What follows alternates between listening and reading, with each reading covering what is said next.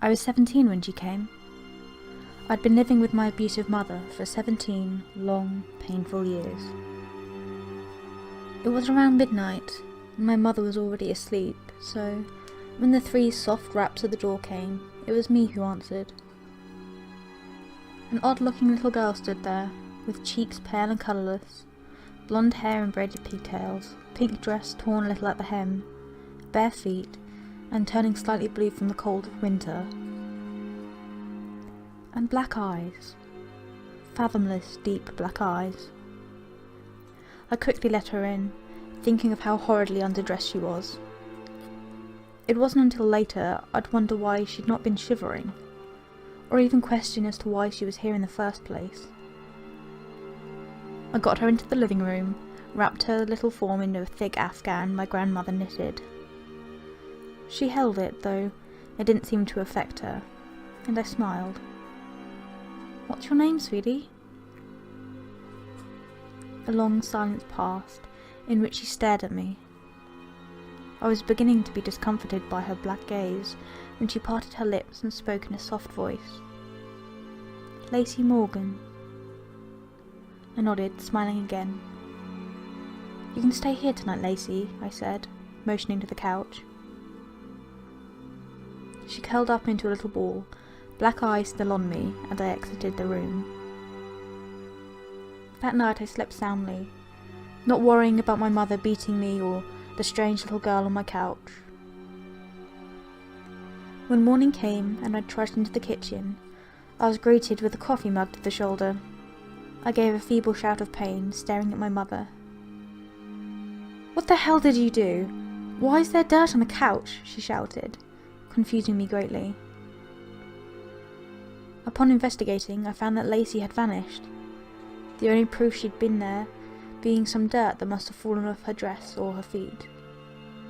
I took responsibility, earning myself a strong hit to my cheek, then left for school. While there I heard something that sent chills through my spine. Lacey Morgan was found dead last night. I passed the day waiting for any more news on the subject, but found none. Upon arriving home, the news was broadcasting a live report on her though.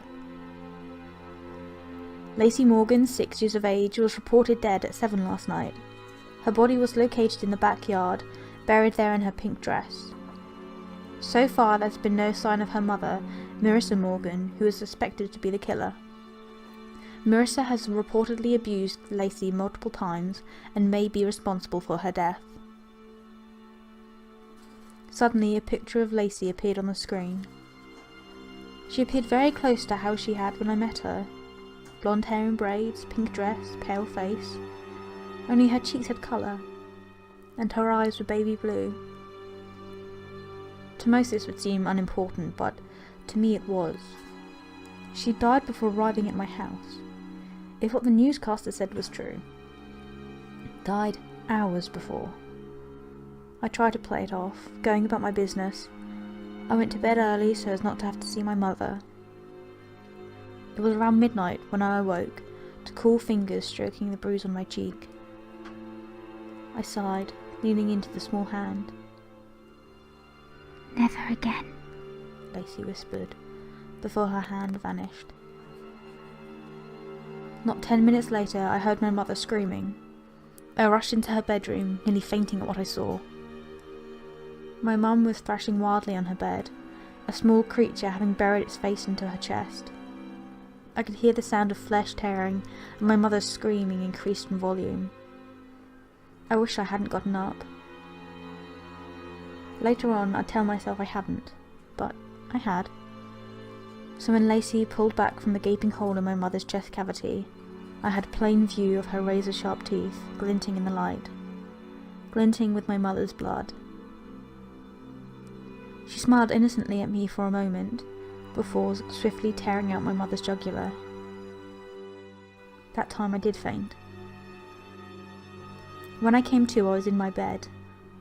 I walked to my mum's room, morbid curiosity getting the better of me. Upon opening the door, I found the room empty. The bed made neatly, as if my mother had left for work early. The only oddities were the dirty child's footprints and the open window, showing that Lacey had in fact visited. I never saw my mother again, and I never missed her either. Eventually I got married and we had a child together. I named her Lacey.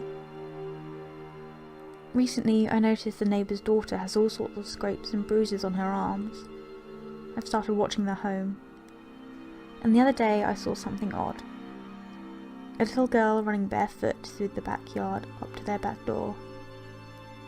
It was around midnight, so I couldn't be sure, but I thought she met my eyes with her black ones, and I could swear she mouthed 2 words at me. Never again.